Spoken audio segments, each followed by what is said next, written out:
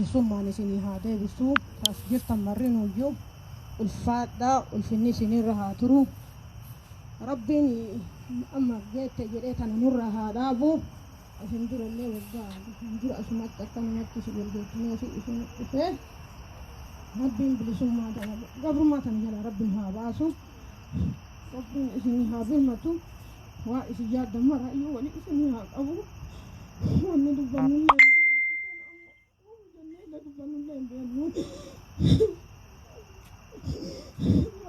aku masih kan belani bela takkan kan Rabbi kan malalati mati kena tapi ya lebih ada batu Rabbi enggak rumah tan ke sana baru kare wajan ne kene ko ga ma wajan ne kene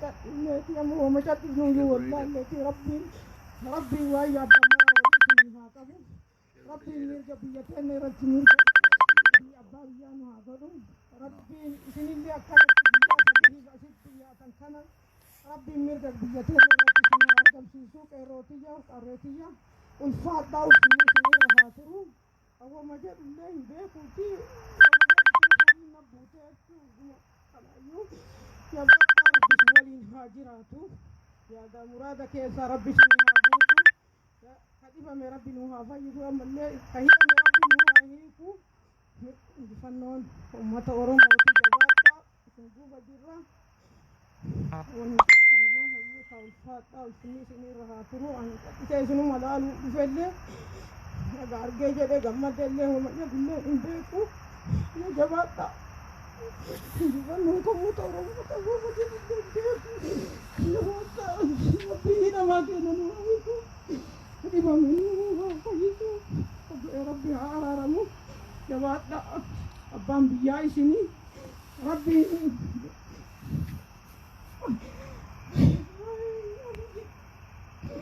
Rabbi ni sahabat wallah itu jadi tu, Rabbi nama lebalan tanah setiabu, kita makan Rabbi nuhai, Rabbi wa ini yang rahabu tu, abi ye miti.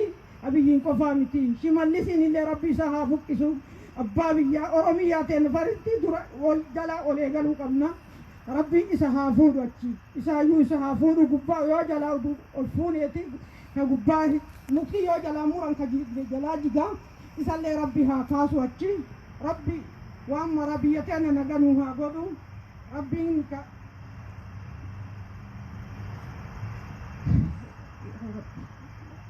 Kaya ati ulfada wan lagi fatani fi wa ya dabara wali rabbi sini hakabu kana ol isin rabbi akai min wargara woni an jeb takallen juru wa ille bidallen be ko asmo be jennani wirti yo albay mane ya ba ka rabbi isin hakar karu mara yu jeda kaya ulfada usin is irahaturu biyaten nabi anaga anu haga udatam ufalu falu datam rabbi geten hajadu Rabbi wa sijad damara wal isinha qabu amin jade rabbi amana isinha ba wallala ke na rabbu fa besisu be ka ke na rabbin ke sahabuchu hayu ke na rabbin ke sahabuchu kayit ame rabbi nuha hiku rabbi indan da awam mara inni ka arju kana bela isin bela tarkana kanni ma ya rabbi nuha lalu abbabi abbanu abudu ya jama'a taw fata usinni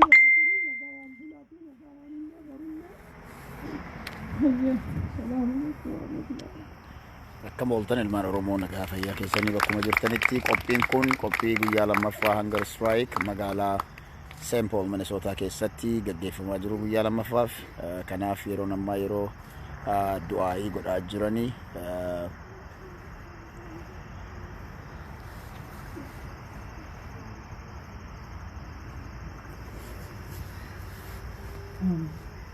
I don't have wisdom and knowledge like our sister here, so I'm just going to lead us in prayer real quick.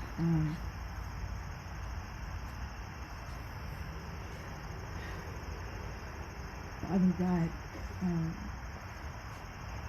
we ask that our presence here glorifies you. I don't have more to ask than what my sister just asked you, Lord. But I ask that our unity is more strengthened, that you hear the cries now as loud as you heard them generations past, Lord. that we understand the pain, that we are called to the struggle, that we amplify the voices that cannot be heard, Lord. May our solidarity not be in vain, Father God. Would you unify us here in this place?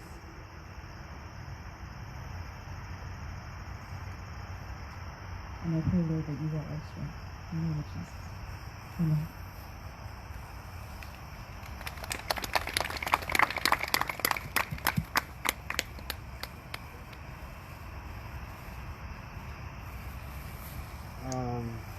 As you guys see here,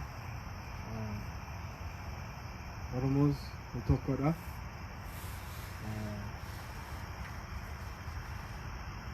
In religion, they cannot separate us. We all came here for the right reasons. And I want to open a discussion on how we can use the strength of unity. We can use the strength of unity, even though they try to divide us using religion, showing that they can't, and how that no matter what the naysayers say, that Oromon Tokkoda, that's the most important thing. Tokkuma is so important. Like you guys felt the pain on both. Like it doesn't matter. You feel the feeling of unity here, and we want to make sure that everyone feels heard and it's a safe space to talk about the struggles that they've had in the community. And we want to open an interfaith discussion where we talk on how we stand together and how things can improve, because we all know we are not perfect, but the only way to improve on things is to talk about it. So let's make a circle and kind of open up a space to do that, please. And then the other thing I wanted to add is our brother Abdul Razak Orsia, Heddu Takagala told me for showing that you're standing for Takuma and for Oromuma. Takuma start within us right now. Like you have to unite, like in Rakate yo Tokotate, but let's tell it Tokota Udandeta. Heddu Takagala told me as no Jibabate Kale Galalle. As Lord Jibulte, Heddu Takagala told me, give him my hand. So thank you. We appreciate you and we respect you. Thank you so much. Thank you. Yeah.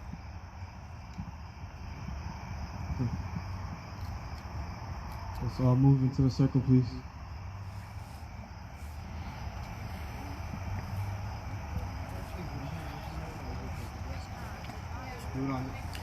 Yeah. So people that are in the tent, can you Yeah. please move on to the... Namoonni garaagaraa sagalee hin dhageenye jettanii amma dhagama sagaleen kiyya mee sagaleen kiyya akka dhagamu ta'e sagaleen kiyya yoo ka dhagahamu mee yes jedha dhagahama sagaleen kiyya dhagahama sagaleen kiyya sagaleen koo yoo ka dhagahamu